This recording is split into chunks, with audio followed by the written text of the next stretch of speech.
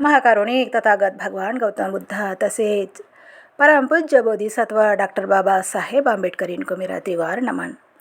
सभी गुरुआचार्य को नमन करते हुए ग्रंथ पठन शुरू करेंगे। आप सबका स्वागत है। धम्मपद बालवर्ग गाथा और कथा। बौद्ध शिक्षा के प्रति समाज में बहुत सारी भ्रांतियाँ फैली हुई है, इसलिए भारतीय जनमानस बौद्ध शिक्षा से लाभान्वित होने से वंचित रह गया है। वस्तुतः बौद्ध शिक्षा से अधिक व्यवहारिक और प्रासंगिक शिक्षा उपलब्ध नहीं है, पर यह कहना कि भोजन स्वादिष्ट है पर्याप्त न होगा अगर हम उस भोजन को ग्रहण नहीं करते हैं। बौद्ध साहित्य को मात्र पढ़ना और कहना कि यह अच्छा है पर्याप्त नहीं है।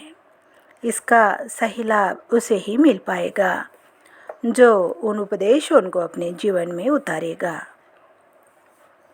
गाथा। ममेव कतं मय्यन्तु गिहि पब्बजिता उभो ममेव अतिवसा असु किच्चा किच्चेषु किस्मिचि इति बालस्य संकपो इच्छा मानो च बढ़न्ति। अर्थ, गृहस्थ और प्रवज्जित दोनों मेरा कहना माने, क्रूत अक्रूत में मुझ पर ही निर्भर रहे, ऐसी उसकी चाह होती है। इस प्रकार का संकल्प करने से मूर्ख आदमी की इच्छाएं और उसका अभिमान बढ़ता है। सुधम्मा थेर की कथा। एक दिन स्थविर महानाम भिक्षाटन हेतु विहार से निकले। रास्ते में चित्त नाम के एक गृहस्थ ने उन्हें अपने घर पर भोजन के लिए आमंत्रित किया। स्थविर महानाम उनके घर गए, भोजन दान स्वीकार किया और पुण्यानुमोदन किया। उनके प्रवचन से चित्त नाम के उपासक बहुत ही प्रभावित हुए और उनका मन पवित्र हो गया और प्रवचन समाप्त होते होते वह श्रोतापन्न हो गए। वह बुद्ध के त्रिरत्न में प्रतिष्ठित हो गए। उनमें इतनी अटूट श्रद्धा जग गई कि उन्होंने अपनी ओर से एक विहार बनवाया और भिक्षु संघ को दान कर दिया। विहार बनकर तैयार हो गया। भिक्षुगण उसमें आकर रहने लगे। उनका चित्त ध्यान साधना विपश्यना में लगने लगा। एक बार भंते सारिपुत्र और महामोगलायन भंते जी उस विहार में पधारे। भंते सारिपुत्र ने भिक्षुओं को धम्म प्रवचन किया। चित्त नाम के उपासक ने वह प्रवचन ध्यानपूर्वक सुना। एक एक बात उनके हृदय में उतरती गई। वह अनागामी फल प्राप्त कर गए। उसने दूसरे दिन भंते सारिपुत्र और महामोगलायन भंते जी को अपने आवास पर भोजन के लिए आमंत्रित किया। भंते सुधम्मा वही उपस्थित थे। चित्त नाम के उपासक ने उन्हें भी आमंत्रित किया, पर उन्होंने यह कहकर निमंत्रण अस्वीकार किया कि पहले भंते सारिपुत्र और महामोगलायन भंते जी को आमंत्रित किया, बाद में उन्हें यानी भंते सुधम्म को। अगले दिन चित्त नाम के उपासक भिक्षुओं के लिए भोजन की व्यवस्था करने में लग गए। उसी समय भंते सुधम्म उनके घर के दरवाजे पर आकर खड़े हो गए।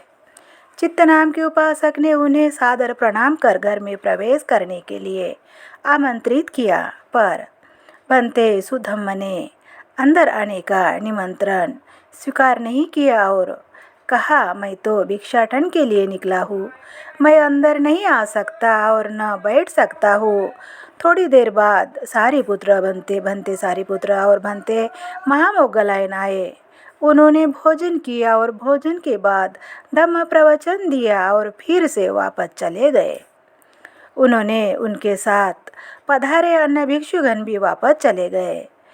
भंते सुधम्म ने भंते सारिपुत्र तथा भंते महामोगलायन को दान में दी गई वस्तुओं को देखा।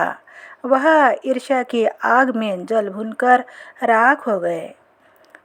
गुस्से में वह उपासक को अपशब्द कहने लगे, अब मैं तुम्हारे घर में एक पल भी टिक नहीं सकता। यह कहकर वह वहाँ से चले गए। भंते सुधम्मा वहाँ से सीधा शाक्यमुनि के पास गए। उन्हें सादर प्रणाम कर सारी कहानी विस्तार से सुनाई। शास्ता ने उनकी बात पर कोई शास्ता पर उनकी बातों का कोई असर नहीं पड़ा। उन्होंने वस्तुस्थिति की गहराई से विश्लेषण किया और आकलन कर समझाया। किसी भी श्रमण को यह मेरा विहार है, यह मेरा आवास है, यह मेरा उपासक है, यह मेरी उपासिका है, ऐसा कहना, इस बात का ईर्ष्या करना उचित नहीं है। तब शाक्यमुनि ने यह गाथाएं कही। आप सबका मंगल हो।